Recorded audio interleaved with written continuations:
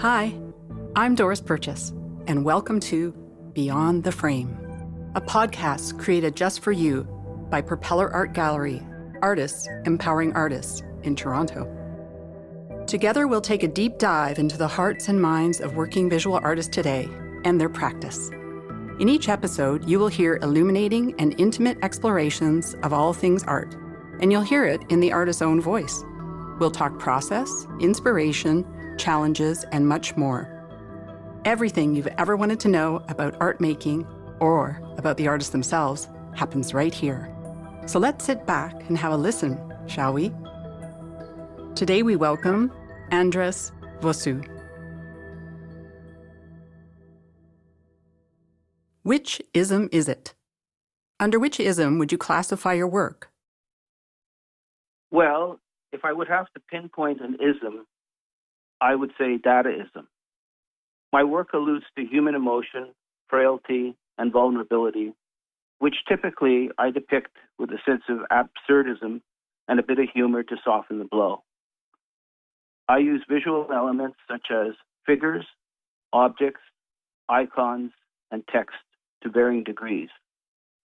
When I place elements within the frame, I intend to show the interplay between human activity, ideas, and community. Who's your muse? Influencers, educators, mentors? Who has greatly inspired you? Well, I have two influencers, artists Betty Goodwin and Patterson Nguyen, and I have one educator, photographer Gabor Selassie. Betty Goodwin, through the mediums of drawing, sculpture, and printmaking, and also by using found objects, created works that portrayed the fragility of life in what for her was a very uncertain world. I was very much drawn to her purpose and her empathetic way of creating.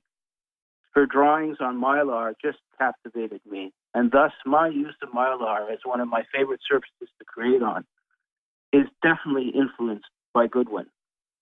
Patterson Nguyen interested me a lot since he was pretty much self-taught up to a point.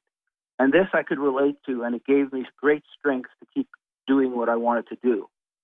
Also, I was drawn to his discovery of bridging the figurative and abstract, using painting and sculpture, thus creating a new medium. And I was captivated by his use of plywood, in which he would scratch out images and then add paint and other materials such as sheet metal, amongst others. I was just so fascinated by his work, and that's the big reason why I do a lot of distressing of my images that I use for my mixed media works. Gabor Selassie is a photographer known for documentary shooting. His fascination is with life and traces of human presence. His photographs are of people, interiors, architecture, and landscapes. I had the great honor of being taught by him when I was doing my BFA at Concordia University in Montreal. There, I also learned to develop film and print black and white photographs. Doesn't get much better than that, than having a master teacher instruct you in something that you love so much. Materials matter. What are your chosen favorite tools and preferred medium? Well, I'm all over the map. I like drawing, mixed media, collage, photography, and making videos. Mostly, though, I create collage and mixed media works. Although I really like collage, sometimes I have problems with using parts of other people's creations. So now I'm more likely to create my own elements that I would collage together. So to that end, I use a computer to either create elements or extract photographic image bits, which I have taken through my many years of using a camera. Then I go to a copy center to use a professional copier, into which I place my own paper, making sure that no one sees me do so in case they have a problem with that and want to kick me out thinking I'm going to damage their machine, which I have never done. Nevertheless, the paper that I use is one that breaks down the easiest when I do image transfers. And I do a lot of image transfers in my work. Then I do a lot of distressing of the transferred images, mostly to create texture and in order to minimize the cut lines.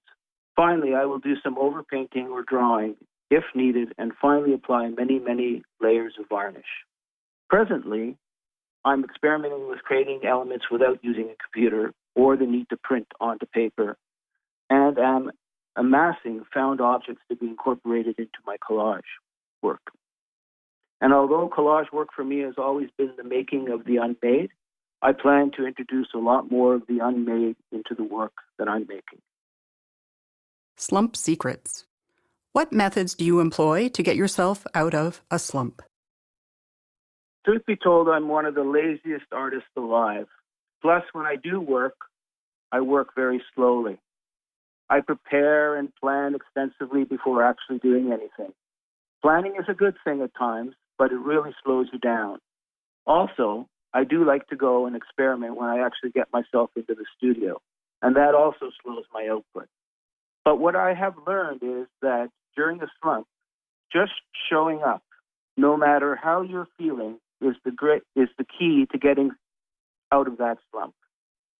Even if you're just there to reorganize and clean up the studio, just being in that space gets you looking at your materials, half-made works, experiments, tests, and then seeing and getting reintroduced to all these things you love and you've been working on can and will re-energize you and get you back to working on a process.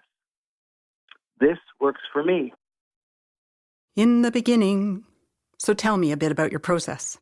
Do you have a bag of tricks, lucky talismans, or habits? Where do you start? And more importantly, when do you stop? In the beginning, I start with the creation of the elements that I'm going to work with. Next is the assembly of the whole image I am creating. Sometimes I assemble my mental image of the work, and voila, it is done. Other times, the elements themselves determine how they should be put together, and any initial conception I had changes. Finally, I begin testing the execution of the transfer process with clones of the elements that I'm going to use. Because I have found that no matter how many image transfers I have successfully done, adhering to methods that usually are guaranteed to work, there are times when minute differences in the pulp content of the paper or the copier ink or my application of the transfer adhesive can and will cause creative calamity. Starting begins with seeing. Seeing with my eyes, it's the relationship between colors, shapes, and images that spurs me on creatively. But also, I'm a real in-my-head person. Not only will I see images and relationships with my eyes, but also with my imagination. In my head, I also see concepts and finished works. Remembering all that stuff that's in my head, which is a lot, is a real process. So I use a lot of Post-it notes. And the trail of Post-it notes leads me metaphorically and literally into the studio and are references and at times schematics to what I need to do or what I think I need to do. Stopping is an art in itself. When is enough? When is it too much? Somehow I know, but I don't know how to explain it. Calling all emo. What do you wish people to think or feel when they contemplate your work? Well, I want people to like the visual aspects of the work, but more I would like the viewers of my work to ask questions regarding what they see. The more what the heck is going on questions that my work generates, the more I believe I'm on point. Case in point, one work from my last Propeller solo show was a 24 by 36-inch birch panel covered with an alternating pattern of primary yellow, blue, and red machine guns and lollipops. Now, I'm sure people looked at that panel and asked, why has he put machine guns beside lollipops and lollipops beside machine guns? My goal was to create graphically through the juxtaposition and repetition of image elements in order to present an absurdist scene with a tinge of irreverence and humor. This work was my pop art graphic depiction of the existence of addictions, violence, and of all kinds of slavery. My image transfer of the guns and lollipops was quote unquote tattooed into the grain of that wooden panel, and then locked into that grain under many coats of a skin of varnish. And thus the title of the show that this work came from, Tattooed Wood and Other Graphic Obsessions Under My Skin. The struggle is real. Talk to me about your biggest challenges as an artist. What methods do you use to overcome these challenges? Having energy, staying alive.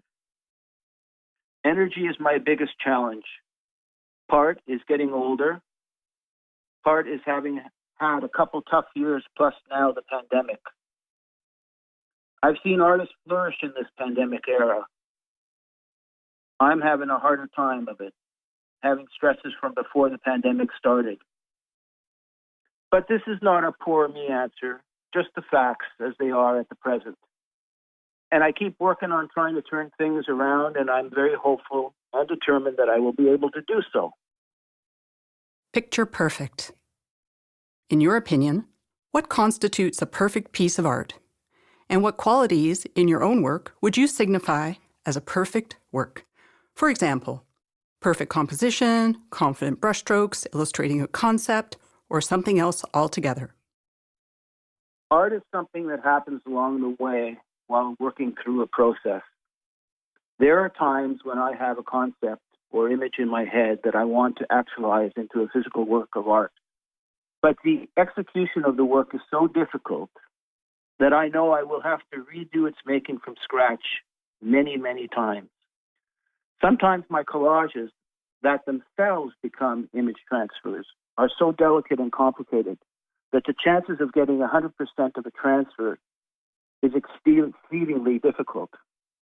If I can get 90%, I have the ability to fix the rest.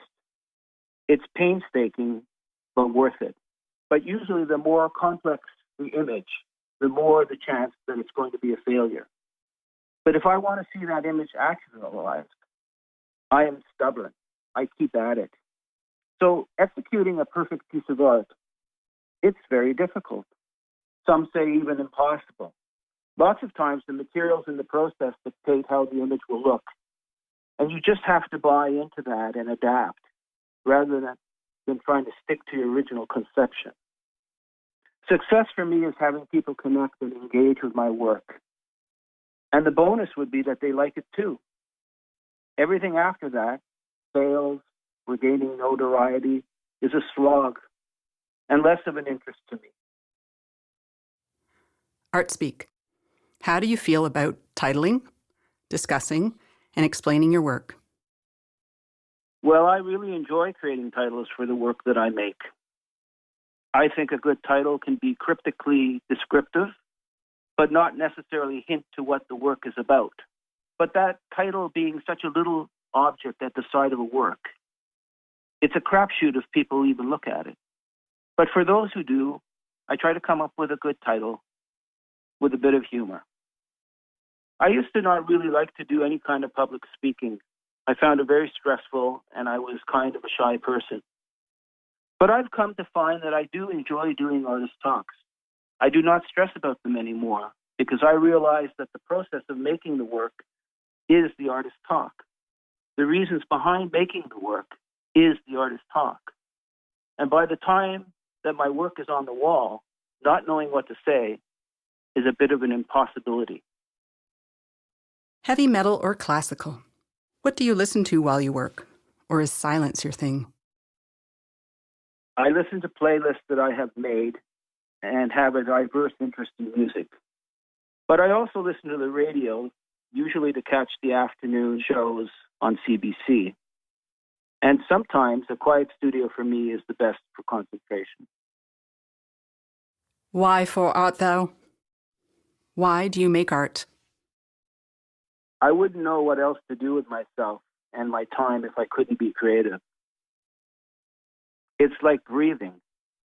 I really need to do it. When it's a struggle, it's like my life is being suffocated and a bit meaningless. And it's not really about making stuff. but about what you learn mostly about yourself during the process. My favorite part of making art is the phenomena of entering into a flow, where at the end of my artistic day, I am always aware of, baffled and amazed by, how time has gone by without me noticing. In this flow, none of my human needs register, such as a need for food or water, nor my need to look at my Instagram, check my email, or anything other than my artistic pursuit at the time. I am in a flow, creating. Time goes by unnoticed. When I come out of the flow, I notice what I have done, how much time has passed, and how extremely calm and centered I feel. There is no other feeling, and I can't adequately utter words to describe it. But I'm sure every artist has had this experience and knows exactly what I'm talking about. I hope they have. We hope you've enjoyed this episode of Beyond the Frame, a PAG podcast. To hear more episodes and to view the artist's works, please visit www.propellerartgallery.ca. Hosted by Doris Purchase, produced by Tracy Thomson, and recorded at the Orange Lounge Studio in Toronto. Also, the Propeller Art Gallery recognizes the presence of the Haudenosaunee, Anishinaabe, Mississaugas of the Credit, and the Huron-Wendat nations. We acknowledge we are hosted on land governed by Treaty 13, the Toronto Purchase, the Two-Row Wampum Treaty, and the Dish with One Spoon Treaty. We are committed to peaceably sharing and caring for the resources around the Great Lakes and operating the gallery on the principles of inclusiveness as we continue to exhibit art created by artists from all over the world. Thank you for listening.